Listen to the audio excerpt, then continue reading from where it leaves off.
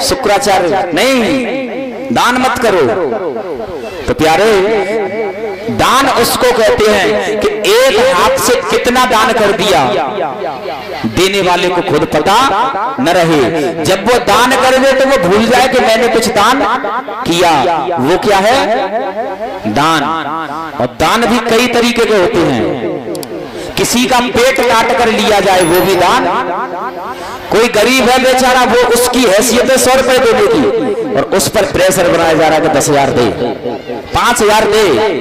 तो ऐसा दान देने वाला तो दुखी होता ही है, पर लेने वाले का भी विनाश हो जाता है।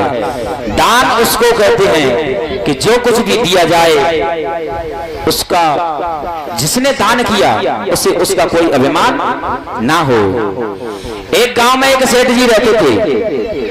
उन्होंने अपने जीवन में बहुत सी गैया दान की, बहुत सी कथा की, बहुत से भंडारे किए। और पता है क्या कहते हैं? जहां भी जाए कहे कि मैंने ये कर दिया, अरे मैंने वहां पर एक प्याऊ लगवा दी, मैंने वहां गरीबों का भंडारा चलाया, मैंने वहां भागवत की, मैंने वहां मंदिर बनवाया, मैंने वहां ये किया, वो किया, ये किया, वो किया। दान बहुत किया, पर हर जगह कहते कि मैंने ये किया है, मेरी बराबर कोई कर नहीं सकता। मैंने जितना कमाया 10% नहीं, मैंने पूरा 50% दान किया। एक दिन सेठ जी के हाथ से एक गैया मर गई। अब गैया मर गई तो किसी को बताया नहीं कि मेरे घर गाय आई थी, मेरे खेत में गाय आई थी, मैंने डंडा मारा और गैया मर गई। सेठ जी क्या कहने लगे कि मैं तो बहुत दानी हूं, गैया मैंने नहीं मारी, गैया भगवान जी ने मार दी। बाद में उन्होंने एक कथा की, गैया मर गई, पाप से छूटना था। अब गैया मर गई तो उन्होंने एक कथा की, भंडारा चल रहा था, भंडारा चल रहा था, लोग आकर वाह वाह कर रहे थे। कोई पूछता कथा किसने बैठा ली है तो वो कह देते कि कथा मैंने बैठा ली है, बड़ा भव्य आयोजन किया है मैंने, आओ सब प्रसाद पाओ। सब कहते गए कि मैंने किया है। बीच में भगवान जी प्रकट हुए, एक वृद्ध महात्मा का रूप लेकर। तो सभी लोग माला डाल रहे थे कि भैया इन्होंने भागवत की है, बड़ा शुभ कार्य किया है, बहुत दानी है, बहुत पुण्य आत्मा है, बहुत इन्होंने अच्छे कार्य किए।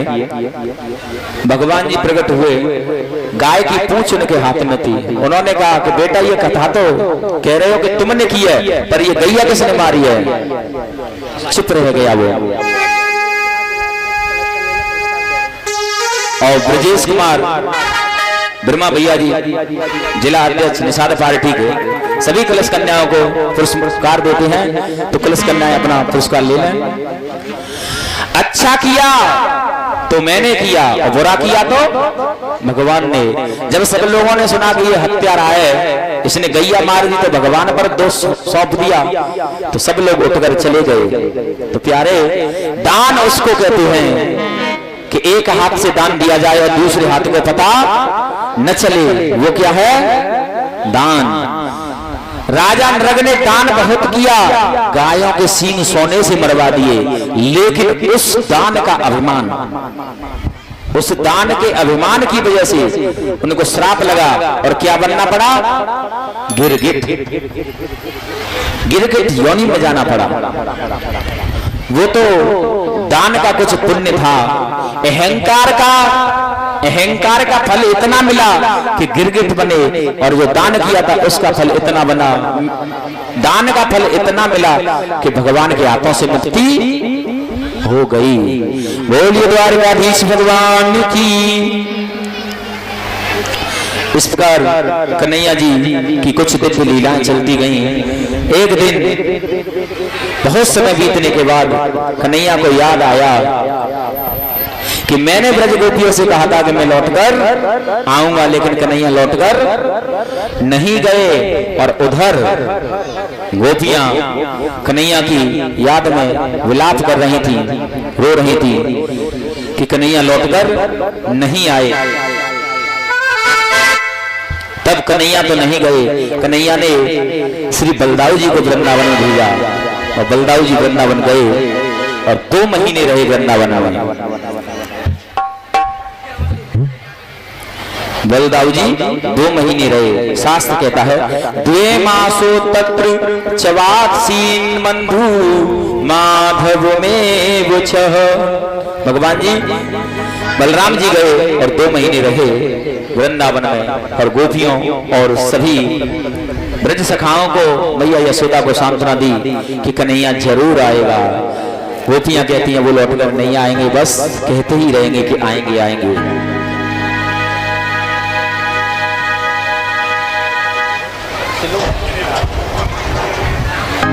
आज गोपियां याद करती हैं और कहती हैं ओ श्याम ओ श्याम हार्दिक अभिनंदन।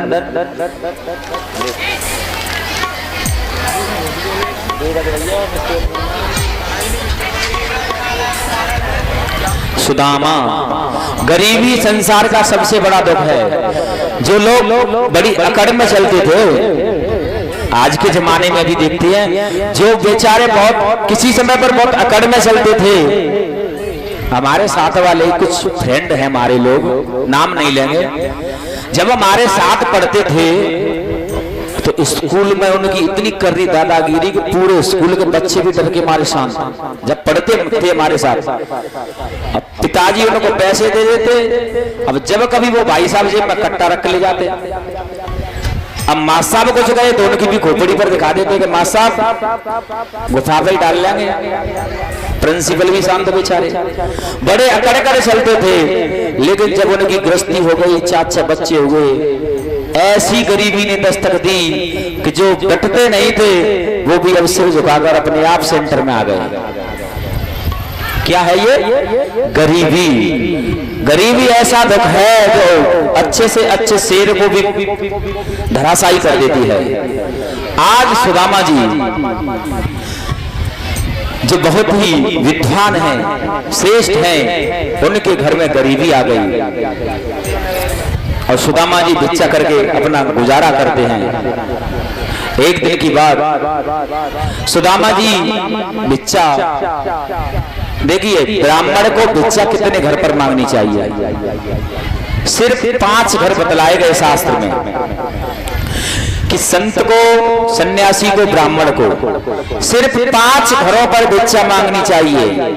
5 घरों में बहुत मिल जाए, कम मिले या बिल्कुल ना मिले, 6ठे द्वार पर जाना नहीं चाहिए। सुदामा जी इसी नियम से चलते हैं, भिक्षा मांगते हैं।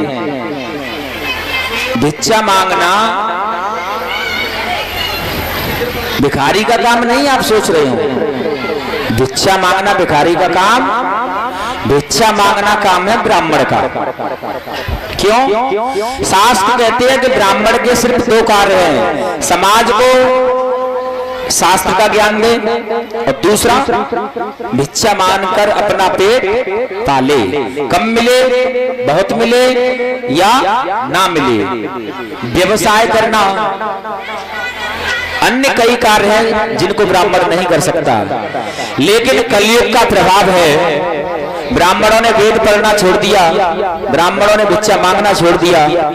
जो अच्छे आचरण थे वो ब्राह्मणों ने छोड़ दिए, तो जो छोटे मोटे थे हम पार, अब उन्होंने सोचा कि बड़े लोग बड़ा कार्य छोड़कर छोटे कार्य को कर रहे हैं, तो इस कार्य को कौन करेगा? भगवान का नाम। बोलिए सुदामा जी महाराज की। हेलो हेलो, सभी कमेटी वालों से निवेदन किया जा रहा है, कमेटी की तरफ से